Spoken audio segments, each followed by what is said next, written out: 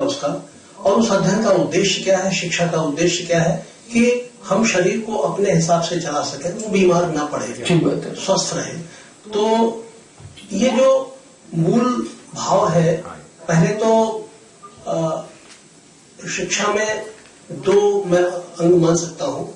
एक तो तर्क का क्षेत्र जो कि मेरा विषय है, मेरा इस प्रकार के और भी विषय है, और दूसरा भावना का क्षेत्र जो ललित कलाएं, साहित्य।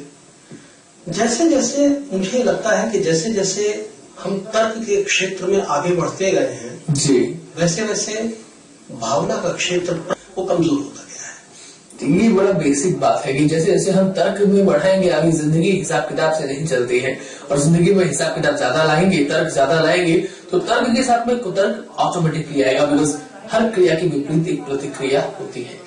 शिक्षा की जब क्रिया चल रही थी तो साइमल्टेनियसली बहुत सारे बाहर के देशों में जिन्होंने भारत में आए, समझा, देखा और इसे अपना गुलाम बनाने की कोशिश की, उन्होंने प्रतिक्रिया करी, और प्रतिक्रिया के स्वरूप वो आज तक वो हमको दिख रहा है, हमें समझ में आ रहा है, या फिर हम समझना नहीं चाह रहे हैं कि ऐसा हो क्या रहा है। पिछले 70, 80, 90, 100 सालों में क्या लगता है आपको, शिक्षा के बदलते स्वरूप में क्या बदलाव आया है? देखिए, अगर हम बुनियादी लेवल पे बात करें तो आप देखेंगे 50, 60, 70 साल पहले जो प्राइमरी लेवल की शिक्षा है स्कूल के अंदर जो चली आ रही है, वहां पर एक तरह से आप क्लास का भी स्वरूप देखेंगे चेंज हो गया है। वहां पहले ब्लैक बोर्ड, एक चौक, इस तरह का पैटर्न देखा करते थे।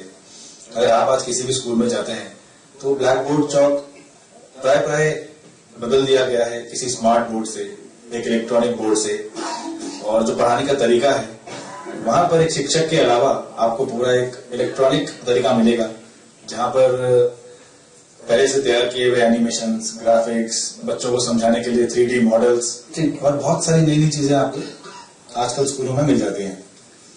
बच्चों के समझने का पैटर्न बदला है।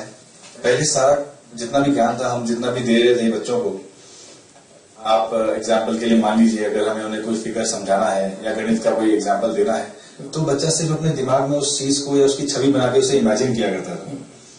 लेकिन आज वर्तमान स्थिति में हम देखते हैं कि बच्चे को वो सब चीज हम 3D मॉडल्स के थ्रू और ये जो नए डिवाइसेस आ गए इनके थ्रू हम उसे रियल टाइम दिखा देते हैं, और उसे वो इमेजिन की जगह और क्रिएटिवली इमेजिन कर पा रहे हैं। मतलब कि उसे उस जगह पर हिमाचल की वादियां कैसी हैं, हिमाचल की वादियों में नहीं लेके जा सकते, लेकिन उन वादियों को एक 3D इफेक्ट के जरिए हम यहाँ तक ले आते हैं, हम यहाँ दिखा देते हैं, उसे थोड़ा महसूस कराने की कोशिश करते हैं।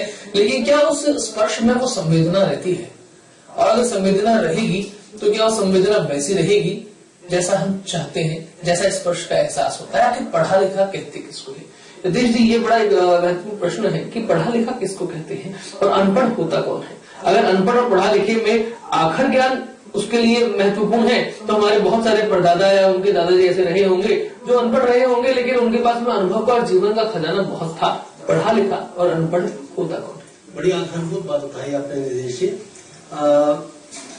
आज के शिक्षा पद्धति में आपने भी गौर किया होगा कि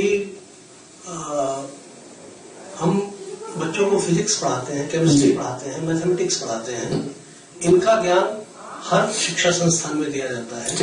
लेकिन मेरी जानकारी में शायद होंगे, लेकिन मेरी जानकारी में ऐसे कोई संस्थान नहीं है जिसमें जीने की कला सिखाई जाती है। जीने की कला कि कैसे हम अपने जीवन को ज्यादा आनंदपूर्ण, ज्यादा उत्साहपूर्ण, ज्यादा प्रेमपूर्ण बना सकें, इसकी शिक्षा नहीं दी जाती है। और इसलिए मेरा मानना है, मेरी माँ निरक्षर थी, लेकिन उनका पॉइस, उनकी मैच्योरिटी, उनका आनंद, उनका ठहराव वो पढ़े लिखों के लिए ईर्ष्या का विषय था। तो अक्षर ज्ञान जरूरी है। अक्षर ज्ञान नहीं, जो आज की शिक्षा पद्धति है उसमें जो दिया जाता है जी, वो भौतिक उन्नति के लिए है। उसके बिना आप भौतिक उन्नति नहीं कर सकते, लेकिन वो ही सब कुछ नहीं है, ऐसा मेरा मानना है। हमें बच्चों को कैसे जिंदगी को ज्यादा उमंग के तरीके से, ज्यादा आनंद पूर्वक, ज्यादा प्रेम पूर्वक जिया जा सके, उसके लिए अंदर क्या परिवर्तन की आवश्यकता है, व्यवहार में क्या परिवर्तन की आवश्यकता है, इसकी कोई शिक्षा, इसका कोई ज्ञान नहीं दिया जाता है। जहां आपने लहरों की बात की, उमंग की बात की, मुझे एक ठहराव की बात भी की, कहीं न कहीं ये नजर आता है कि जीवन में हम लोग बड़ी स्पीड से, तेजी से आगे चलना चाहते हैं, और जब स्पीड ब्रेकर आता है तो हम ठहरते नहीं है, बल्कि कोई हमें ठहराता है। अपने से हम ठहरे ऐसा कोई चाहता नहीं है। कोई दूसरा हमें टोके, और कहते हैं अंग्रेजी की टोकने से कभी कोई सुधरा नहीं और रोकने से कभी कोई रुका नहीं, तब जिंदगी में एक्सीडेंट्स होते हैं। और ये एक्सीडेंट्स हमें हमारे कल्चर को कहीं ना कहीं प्रभावित कर रहे हैं। क्या लगता है आपको कि कितने ऐसे अनप्रोडक्टिव वर्क्स हैं, ऐसे काम हैं जिनमें लगने के कारण से शिक्षा में कुछ न कुछ कहीं विकृति हमें नजर आती है? जी देखिए, ये आप लोग भी भली भांति इस चीज से परिचित हैं जी। जैसे जैसे टेक्नोलॉजी आगे गई है, प्रगति करी टेक्नोलॉजी ने, चाहे वो शिक्षा के क्षेत्र में आ गई हो, बच्चों के पास में बहुत सारे ऐसे डिवाइसेस हैं, इलेक्ट्रॉनिक गैजेट्स हैं, इंटरनेट का इतना प्रेवलेंस है कि बच्चों को प्रॉपर ट्रेनिंग इस चीज की नहीं है कि उन्हें प्रोडक्टिव तरीके से या सकारात्मक रूप से किस तरह से उनका प्रयोग किया जाए। उदाहरण के तौर पर कुछ स्कूल हैं या कुछ इंस्टीट्यूशंस हैं जहां पर बच्चों को डिवाइसेस, टैबलेट्स, ये सब भी साथ साथ में दिए जाते हैं। उद्देश्य अच्छा है कि बच्चा उससे कुछ सीखे, कुछ इंटरेक्टिव बने और वक्त के साथ साथ कदम से कदम मिलाकर चले। पर हो क्या रहा है कि उद्देशित समय से ज्यादा उसका दूसरे कामों में उपयोग हो रहा है, जो कि एक तरह का दुरुपयोग है।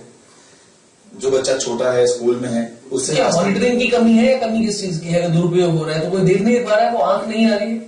हाँ, आप बिल्कुल ठीक कह रहे हैं सर। एक तरह से एक व्यवहारिक मॉनिटरिंग बच्चे के ऊपर होनी चाहिए, एक सिस्टमैटिक ट्रैकिंग, चाहे वो पेरेंट्स कर रहे हो, चाहे वो शिक्षक कर रहे हो। उन्हें पता होना चाहिए कि इस पर्टिकुलर चीज का या जिस समय का दुरुपयोग हो रहा है उसको सदुपयोग में कैसे बदला जाए, उसकी मॉनिटरिंग। क्योंकि बच्चा ट्रेन नहीं है, उसे नहीं पता कि उसने जो 1 घंटे उसे या आधे घंटे उस चीज पर लगाना है किसी काम में, उसने अगर 4 घंटे लगा दिए क्योंकि उसके लिए कुछ चीजें नहीं है, वो आउट ऑफ इंटरेस्ट भी कर सकता है। हम हमेशा बच्चों को ब्लेम नहीं करेंगे। तो उस चक्कर में जो टाइम वेस्ट हो रहा है, वो ये भी एक बदलाव है एक तरह का शिक्षा में। तो इसके लिए बच्चे को, शिक्षक को, माता पिता को, सबको एक कंबाइंड रूप से ट्रेन होकर और साथ में उसको कोप अप करना पड़ेगा। जी, बड़ी अच्छी बात है कि कंबाइंड रूप से ट्रेन हम लोगों को होना पड़ेगा, तब हम लोग आगे बढ़ेंगे। सिस्टमेटिकली ट्रैकिंग की बात आप अंकित जी कर रहे हैं, और ट्रैकिंग में जब आता है कि बदलता स्वरूप होता है तो कहीं ना कहीं हम लोग कभी ना कभी ये सोच लेते हैं कि भाई शिक्षा का मतलब किताबें, या शिक्षा का मतलब स्कूल, या शिक्षा का मतलब कॉलेज। कंटेंट्स की बात तो हम लोग बहुत करते हैं, लेकिन माहौल की बात जरा कम करते हैं। सिस्टमेटिकली कंबाइंड ट्रेनिंग की बात करेंगे तो उसमें सोसाइटी भी आएगी, उसमें पेरेंट्स भी आएंगे, उसमें आपका पीयर ग्रुप भी आएगा। तो वो माहौल जो है, मैं एक्चुअली उस माहौल के बारे में बात करना चाहता हूँ। किताबों के बारे में तो बहुत लोग बात करते हैं, हम माहौल के बारे में जरा बात करते हैं। एक मुझे ऐसा लगता है कि आज के माहौल में बच्चे हो या बड़े हो, एक जो मानव जाति का, ह्यूमन स्पीसीज का जो सबसे बड़ा गुण था, सेंस ऑफ वंडर, आश्चर्य की भावना, चकित होने की भावना कि ऐसा क्यों हो रहा है। आज हम बच्चों को उत्तर दिए जा रहे हैं, प्रश्नों को प्रोत्साहित करने की प्रवृत्ति काफी कम हो गई है कि बच्चे के अंदर एक उत्सुकता जगे, और ये हमारा दम्भ है, हमारा अभिमान है कि हमें सब आता है। नहीं आता है। आज तक हम ये तक नहीं जान पाए हैं कि हमारे लॉन में उगी हुई घास हरी क्यों है, लाल क्यों नहीं है, या पीली क्यों नहीं है। इस प्रश्न का उत्तर किसी थॉमस अल्वा एडिसन की जीवन की घटना है। वो किसी विद्यालय में इंस्पेक्शन के लिए गया था जी, और एडिसन वो वैज्ञानिक था जिसके नाम बिजली के सबसे ज्यादा पेटेंट्स हैं। डेफिनेटली। तो उसने बच्चों से पूछा कि अच्छा ये किसने बनाया है। एक बच्चे ने हाथ उठाया कि मैंने बनाया है। कि अच्छा ये किससे चलता है? कि बिजली से चलता है। तो बिजली क्या है? बच्चा चुप हो गया। तो एडिसन ने उसकी पीठ थपथपाई, कहा चिंता मत करो, बिजली के सबसे ज्यादा उपकरण मैंने बनाए हैं, मुझे भी नहीं मालूम बिजली क्या होती है। ये जो स्वीकार है कि हमें नहीं आता है, और ये जो अंदर का भाव है कि मुझे जानना है, उत्सुकता है, ये उत्सुकता मुझे लगता है कि आज की शिक्षा पद्धति में बच्चों के अंदर दबाई गई है। उनको रटे रटाए उत्तर दे दिए जाते हैं, उन्हीं उत्तरों को लेकर के वो आगे बढ़ते हैं, प्रश्न उनके अंदर जनरेट होना बंद हो गए हैं।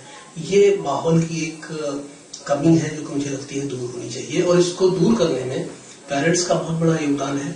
हम सारे सिस्टम को शायद न बदल सकें, लेकिन स्वयं को, अपने बच्चों को, अपने परिवार को तो हम निश्चित रूप से इस दिशा में ले जा सकते हैं, ले जाना भी चाहिए। वाकई में ऐसा लगता भी है कि समाज को बदलने की जिम्मेदारी हम लोगों ने नहीं ले रखी है, लेकिन कम से कम हम अपने आप को तो बदल सकते हैं। और ऐसा भी होता भी है कि प्रकृति अगर पंच तत्वों से मिलकर भी बनी है, तो एक मनुष्य भी पंच तत्वों से मिलकर बना है। The world is in with in you, विश्व पूरा आपके अंदर है, भारत आपके अंदर है, और हमें उस भारत को जगाना पड़ेगा।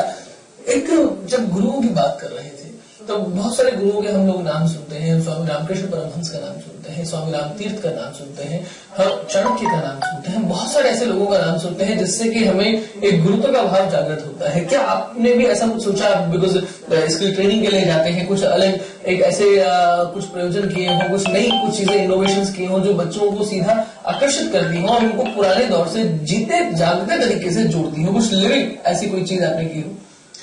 हाँ बिल्कुल निधि जी। निधि जी की बात को कंटिन्यू करते हुए मैं कहना चाहूंगा कि एक पुरानी कहावत है कि सुधरे व्यक्ति सुधरे समाज। तो हम पूरे समाज को एक साथ ना भी सुधार पाए, लेकिन एक छोटी सी कोशिश से हम वो काम जरूर शुरू कर सकते हैं। हमने भी एक इनफॉर्मल ग्रुप फॉर्म किया है जिसका नाम लिविंग चाणक्य है। चाणक्य अपने दौर में बहुत बड़े कूटनीतिक थे, उनका बहुत नाम है जी, चंद्रगुप्त को उन्होंने पूरा बनाया। और लेकिन वो बहुत पुरानी बात हो गई, हजारों साल पुरानी बात हो गई। आज के दौर में अगर वापस चाणक्य आ जाए तो वो समाज को बहुत कुछ दे पाएंगे। एक उद्देश्य हमारा भी है कि बच्चों के अंदर एक कैरेक्टर बिल्डिंग मान लीजिए, संस्कृति बिल्डिंग मान लीजिए, और बहुत सारी ऐसी चीजें हैं जो स्कूल एजुकेशन या ट्रेडिशनल एजुकेशन के अंदर अभी छूट गई हैं, उन्हें नहीं मिल पा रही हैं। तो हमने एक ऐसा ग्रुप फॉर्म किया है जो बच्चों से इंटरेक्ट कर रहा है और मॉरल वैल्यूज के ऊपर, छोटी छोटी स्किल्स के ऊपर उन्हें हम एक तरह से ट्रेन कर रहे हैं ताकि एक वो बेहतर इंसान बन पाए और कलेक्टिवली एक समाज को एक अच्छा आउटपुट दे पाए जब वो बड़े हो जाए। क्योंकि कहावत और भी है कि nothing is lost when wealth is lost, something is lost when health is lost and everything is lost when character is lost. So उस कैरेक्टर को, उस मोरल को, उस मोटिवेशन को हम बच्चों में जगाना चाहते हैं और ये जागना भी चाहिए। क्योंकि जिस तरह से हम अभी आगे बढ़ रहे हैं ये एक तरह का भेड़ चाल वाला सिस्टम है कि हम वही सीख रहे हैं जो हमें सिखाया जा रहा है, हम वही पढ़ रहे हैं जो हमें पढ़ाया जा रहा है, और हम वही देख रहे हैं जो हमें दिखाया जा रहा है। तो हमने अपना दिमाग लगाना ऑलमोस्ट खत्म कर दिया है, बंद कर दिया है। वो इसीलिए है क्योंकि हम उस दिमागी दायरे से बाहर नहीं जा पा रहे हैं। हमारे मन में कहीं ना कहीं डर होता है, हर एक बच्चा है वो डरता है कि नंबर थोड़े से कम आ गए तो यहाँ से डांट पड़ेगी, अगर मैंने ऐसा नहीं किया तो करियर खराब हो जाएगा। वो जो डर है वो बाहर निकालना है। डर बाहर निकलते ही अपने आप एक आदर्श व्यक्ति बाहर निकलेगा और वो एक आदर्श समाज का निर्माण करेगा। डेफिनेटली। लेकिन आदर्श के बात के मामले में अगर हम ये कहें कि आजकल हम लोग प्रैक्टिकल ज्यादा होते जा रहे हैं और उस आइडियल थिंग को, आदर्श बात को हम लोगों ने कहीं ना कहीं पीछे छोड़ दिया है। मुमकिन होता है ये सोचना जानना बड़ा कि भाई कई बार मुश्किल हो जाता है ये सोचना कि क्या सही है, जो बताया जा रहा है वो सही है या जो सिखाया जा रहा है वो सही है या जो कराया जा रहा है वो सही है। तीनों में थोड़ा थोड़ा सा अंतर है जो लोग हमको बता रहे हैं, सिखा रहे हैं या करा रहे हैं, क्योंकि एक्चुअली उनको खुद भी नहीं पता कि वो हमसे कराना क्या चाहते हैं या फिर वो खुद कर क्या रहे हैं। तो ये जो इश्यू आता है, अब हम थोड़ी सी कंटेंट्स की बात भी कर लेते हैं, बुक्स की बात भी कर लेते हैं कि उन किताबों में क्या वो चीज है एग्जैक्टली जो हमारे लिए जरूरी है। 125 करोड़ के देश में अगर हम बार बार ये कहेंगे कि बहुत बड़ा युवाओं का देश है, लेकिन अगर युवाओं का देश है तो उसकी ऊर्जा का क्या समुचित उपयोग हो पा रहा है, और अगर नहीं हो पा रहा है तो उसमें किताबों के लिए हम लोगों को क्या योगदान देना चाहिए। क्या ऐसे ऑथर्स बंद हो गए हैं, कम हो गए हैं जो वो नहीं लिखते जो उन्हें लिखना चाहिए वो लिखते हैं जो बाजार की मांग है? क्या मुझे लगता है कि कंटेंट्स की तरफ हमारा ध्यान घटा है, पैकेजिंग की तरफ ध्यान ज्यादा बढ़ा है। ठीक है। छोटे छोटे उदाहरण पूरे समाज में उस तरह की चीजें आप देख सकते हैं जी। मुझे बचपन की याद है कि जब जन्मदिन मनाया जाता था तो माँ तिलक करती थी, कुछ बताशे होता क्यों तो मिठाइयाँ और चॉकलेट वगैरह इतनी हुआ करती थी, और सारी घर के जितने भी बड़े बुजुर्ग थे, मोहल्ले पड़ोस के जितने बड़े बुजुर्ग थे, आकर के सबसे पहले सिर पर हाथ रखकर आशीर्वाद देते थे, क्योंकि मूल भाव उसमें था कि बच्चे का जन्मदिन है, इसको ब्लेस करना है, इसको आशीर्वाद देना है। आज किसी बच्चे के जन्मदिन में हम जाते हैं तो देखते हैं कि उसको थोड़ा बड़ा चाहिए, थोड़ा बड़ा चमकदार चाहिए, और बच्चा हमारे ध्यान में नहीं होता है, उसके पेरेंट्स ध्यान में होते हैं जिनके साथ हमें सामाजिक संबंध निभाने हैं। बच्चा तो पीछे छूट गया, उसको शायद हम देख भी ना पाए पूरे कार्यक्रम में। कंटेंट्स की तरफ पूरे समाज का ध्यान कम हुआ है, पूरे समाज में जो संरचना है उसमें कंटेंट्स की तरफ ध्यान कम है, पैकेजिंग की तरफ ध्यान ज्यादा है। वही चीज यहाँ भी हो रही है। जैसा कि मैंने पहले कहा कि हम बच्चों को वो चीजें सिखाते हैं जो कि हमारी जिंदगी को कंफर्टेबल बनाती हैं जी, सुविधाजनक बनाती हैं। सुविधाओं की दृष्टि से आज धरती जितनी सुविधापूर्ण है शायद कभी नहीं थी, लेकिन आनंद और प्रेम की अगर हम बात करें तो शायद इतनी गरीब कभी नहीं थी इतनी। तो मूल भाव वही है कि कंटेंट्स की तरफ हमारा ध्यान नहीं है। हम जब हम बताते हैं न्यूटन्स लॉ ऑफ कूलिंग पढ़ाते हैं बच्चों को, तो बच्चे सिर्फ वो जो बुक में लिखा हुआ है उन फार्मूलों को याद करते हैं और उन फार्मूलों को याद करके सवाल लगाते हैं। लेकिन न्यूटन ने क्या चमत्कारिक चीज पता लगा ली थी कि जो तापमान गिरता है उसकी तरफ बच्चों का ध्यान नहीं जाता है कि ये चमत्कार है, उस चमत्कार को इन्होंने रिजॉल्व किया है, इन्होंने इसका हल दिया है, इसकी तरफ ध्यान नहीं जाता है। गुरुत्वाकर्षण के नियम की जब हम बात करते हैं तो कोई शायद ही कभी सोचता हो कि प्रैक्टिकल टर्म्स में इसका मतलब क्या है, वो किताब में लिखे हुए केवल। तो एक शिक्षा मुझे लगता है कि जड़ होती जा रही है। कम से कम अपना भारत का सिनेरियो जो है जिसको मैं देख पा रहा हूँ, शिक्षा में वो जीवंतता की कमी आ रही है। बड़ा इशू है कि शिक्षा में जीवंतता की कमी आ रही है। वसीम बरेलवी जी ने कहा था कि अगर जिंदा है तो जिंदा नजर आना जरूरी है, और अगर जिंदगी में जिंदादिली नहीं रहेगी तो काम कैसे चलेगा। शिक्षा में भी हमें वो चीज लेकर के आनी पड़ेगी, कुछ उन्हें सिखाना वो भी पड़ेगा जो एग्जैक्टली जो अभी उन्होंने बात की कि ब्लिस होने की बात की, बच्चों को बड़े लोग आते थे। अब कहीं ना कहीं ऐसा भी हो गया है कि बच्चों को भी आशीर्वाद वगैरह से ज्यादा मतलब नहीं, उनको भी लगता है कि ना आशीर्वाद देंगे तो क्या ठीक है, मेरे साथ तो होना तो वही है जो मेरे को करना है, तो उसको भी चॉकलेट दे देना अच्छा है, और गिफ्ट ज्यादा उसको बड़ा आ जाए तो बहुत ज्यादा अच्छा है, उसके लिए भी वो चीज है, लेकिन उसके लिए वो जिम्मेदार नहीं है। जैसे जैसे उसने अपब्रिंगिंग की है उसके लिए वो जिम्मेदार है कहीं ना कहीं। स्किल की हम जरा बात कर लेते हैं, बिकॉज आप बेसिकली स्किल ट्रेनर है, कि आज की शिक्षा में, एजुकेशन में क्या एग्जैक्टली वो स्किल्स दिए जा रहे हैं जो होने चाहिए। कभी हम फ्यूज बदल लिया करते थे करके, थोड़े मोटे काम कर लिया करते थे, आज हमें कुछ भी नहीं आता है। क्या नई स्किल्स की आवश्यकता है? सर देखिए, कोशिश तो हो रही है, लोग अपने अपने स्तर पर कहते हैं कि हम शिक्षा के साथ साथ में प्रैक्टिकल एस्पेक्ट्स भी जोड़ रहे हैं जी। पर जहां तक हम देखते हैं ऐसा रूटीन में हो नहीं पा रहा है। आप पढ़ाते जा रहे हैं, रूटीन आपकी पढ़ाई चल रही है, बच्चे छोटे छोटे कामों में शर्म महसूस करते हैं जो एक समय पर नहीं किया करते थे। जैसे अभी आपने कहा कि फ्यूज बदल लिया करते थे, बिल्कुल सही है, शायद मुझे भी आता है फ्यूज बदलना, टायर का पंचर चेंज करना, स्विमिंग करना, ये सब चीजें छोटी छोटी स्किल्स हैं। तो समय का सदुपयोग करना, ये एक बहुत बड़ी स्किल है। अब ये स्किल्स एकदम से एक शॉर्ट में, एक लेक्चर में या एक क्लास के अंदर 1 घंटे के सेशन में बच्चा नहीं सीख सकता।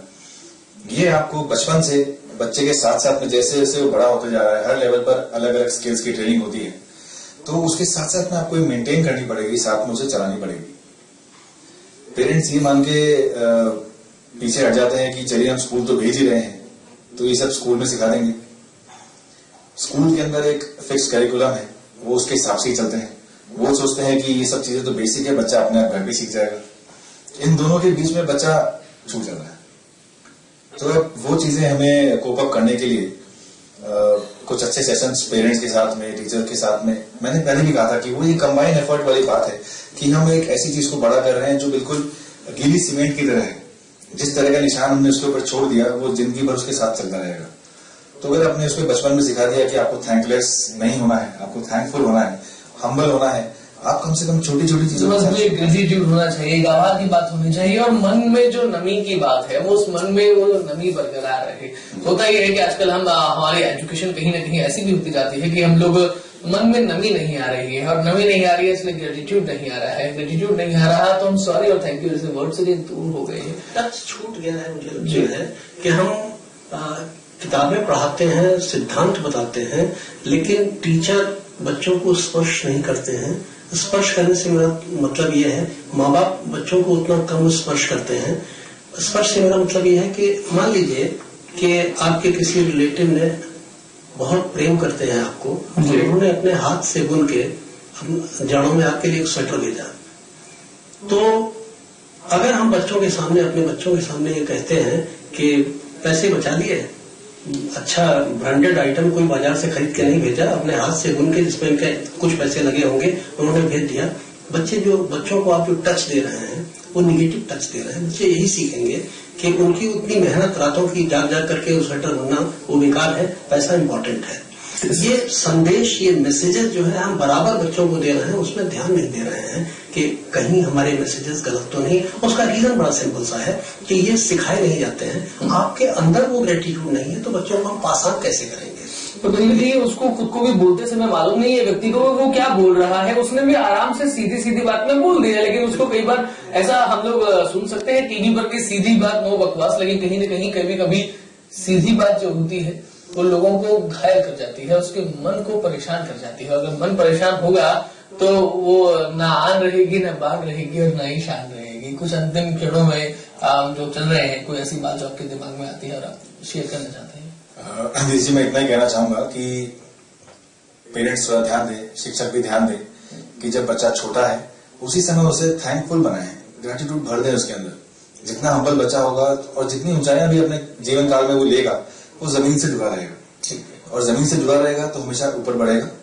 थैंकलेस हो जाएगा तो फिर हमेशा नेगेटिव ग्रोथ नहीं होगी, हमेशा positive. There is no negativity in life. हमेशा जिंदगी में दिन में 24 घंटे ही होते हैं। कभी किसी ने प्रश्न नहीं किया कि रात में कितने घंटे होते हैं। कुछ और बात आपके मन में अगर एक आखिरी चीज जी कहना चाहूंगा, एक किसी शायर का शेर याद आ रहा है, नाम तो मुझे याद नहीं आ रहा, कि हम अपनी इबादत का सिला पाए तो पाए कैसे?